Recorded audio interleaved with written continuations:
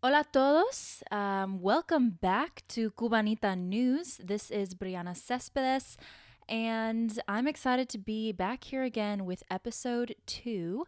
We are going to continue to talk about Cuba and specifically what is going on right now with the Trump and Biden policy. There is a lot of news and also a lot of history that we have to catch up on in order for you to be pretty oriented to Cuba today. So, let's get right to it. First of all, I am going to talk about the long time issue of the embargo. This embargo conflict, obviously, it has started since Kennedy's administration after the Bay of Pigs invasion, and we have had something called the Cuba Democracy Act. And that act, it is basically the United States saying that anyone who has traded with Cuba in the last 180 days can't park at any U.S. ports. So we have incentives essentially de incentivizing foreign countries from making trade with Cuba. That's one part of the U.S. embargo, but it's not a complete blockade. For example, the U.S. can't say, Italy, you cannot trade with Cuba. We're not in charge of that. They are foreign countries of their own sovereign right, and they are able to trade with Cuba. In fact, Italy is among one of the largest trading partners with Cuba. However, something interesting as well is that the United States is a huge trading partner, quote unquote, with Cuba as well, because I was just looking up these numbers. For 2024, we gave, in just meat, this is just the amount for meat that we imported into Cuba, $331 million. That was in 2024. We have, as I was looking online, we have given an amount of $586.5 million of exports to Cuba in the year 2024 alone.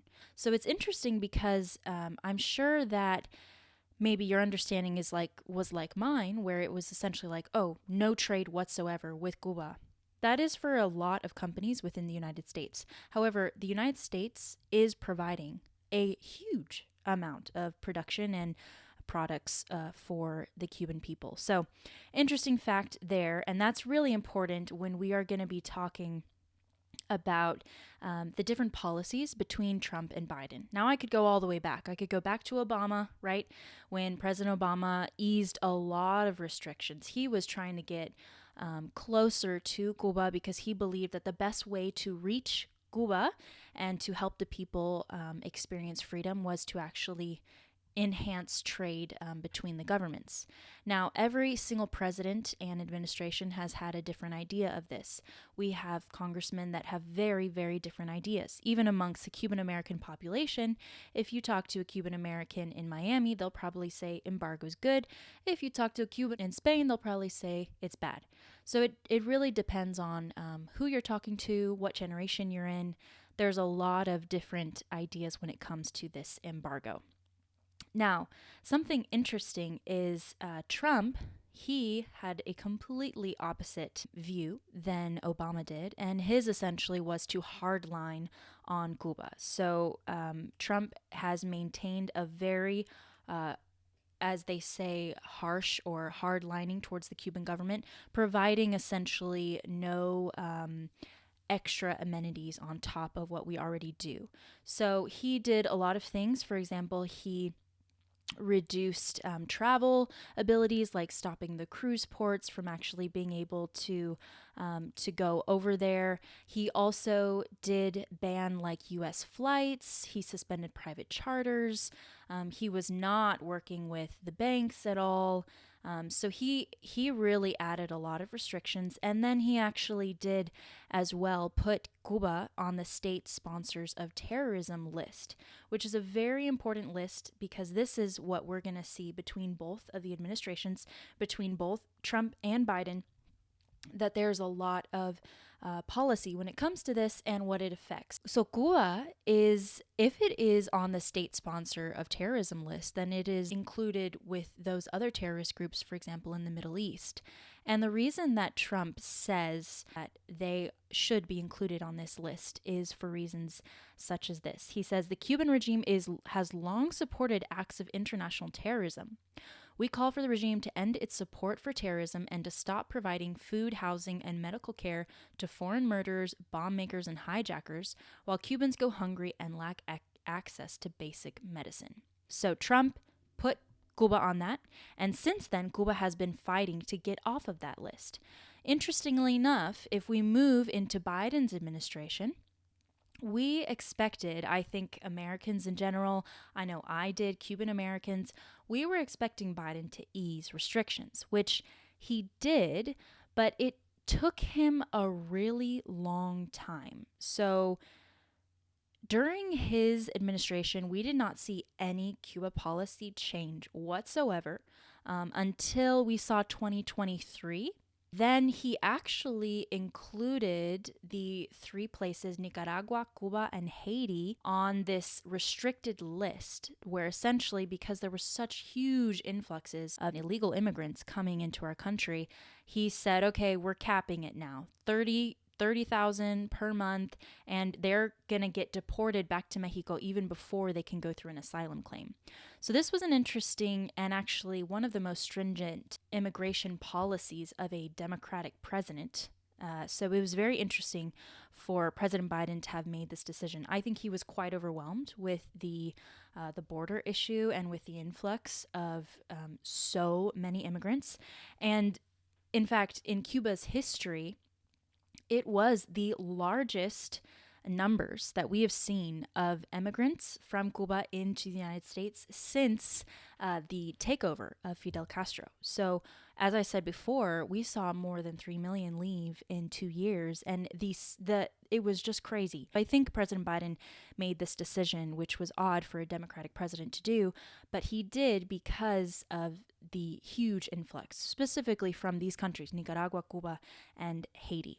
Something else that President Biden did was he did ease restrictions on travel and took away like that cruise ship ban, and he allowed cash remittances, which are essentially like if I have a cousin in Cuba, which I do, to give cash to her to send money. I was capped under Trump's administration at $1,000. He basically took off that cap, so we could send as much money as we want. Another thing he did, which was really weird, 6 days before leaving office. Okay, this is January 14th. I mean, we're all waiting here for Cuba policy and like to see what Biden thinks about Cuba.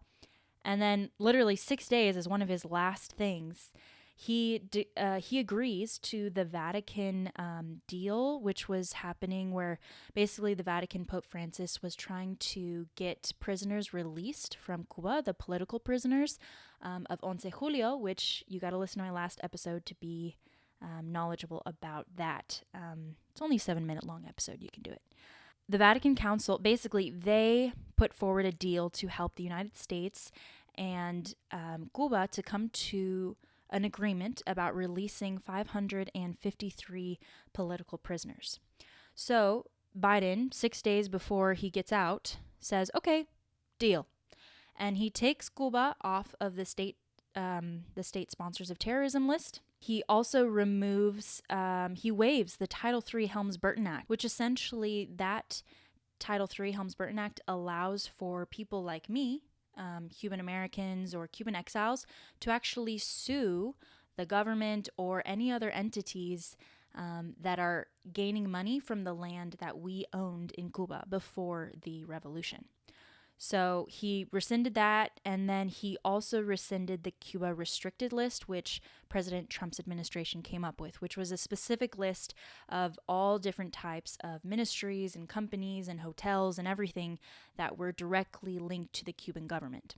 So he got rid of all those things, and the Cuban government started to gradually and conditionally,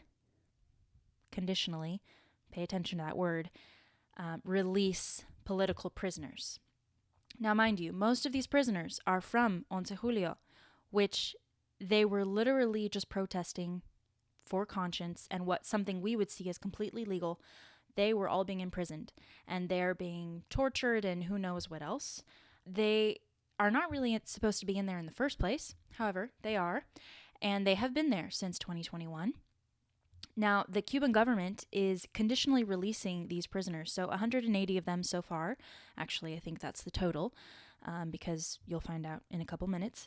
But they released about 180, and they are slowly moving forward with their promise, as long as the United States maintains the rescissions that they did. Now, of course, 6 days, not a long time for prisoners to be released. We see 1 week after Trump gets in office that Trump rescinds everything that Biden did. So Trump is exactly right back where he was before. He has put Cuba on the state sponsors terrorism list.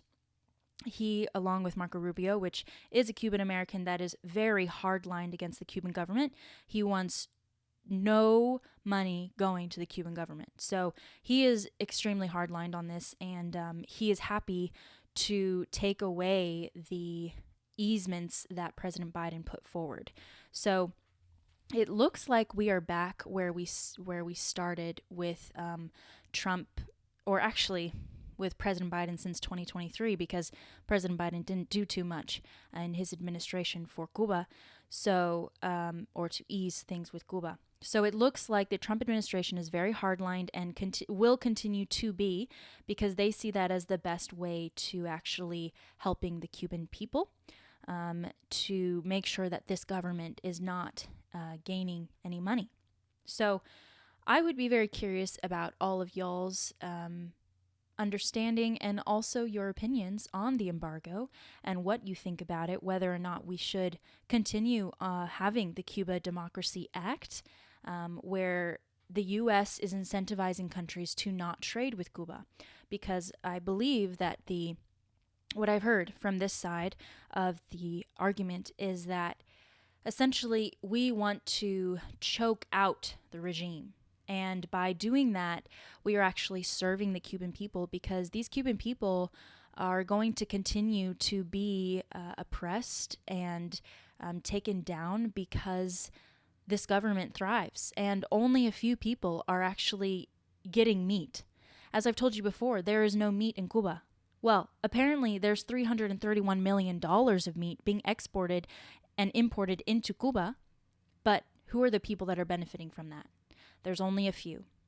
And that is why I've heard on that side people wanting to choke out. But on the other sides, a lot of people are saying, hey, with the new private industries, with MIPYMES, which are micro small businesses in Cuba, we should allow more trade. And even though the government will also benefit, so will the capital and private industries and the people in general. Tell me your thoughts on that. I'd love to hear what you think about the embargo. And then also, how do you all think that this trade agreement should be done? Because there's always a balance of, we want to encourage democracy and we don't want to help the oppressors. And what do you do in dealing with this? So thanks again for listening. I hope that helps you and gives a little bit of an influx of information. And look out for my next episode, which is going to be even more nerdy. This one wasn't very nerdy, but it's going to be nerdy because we're talking about currency, and specifically all the different currencies that Cuba has had. It is extremely complicated. So looking forward to that one. See y'all next time.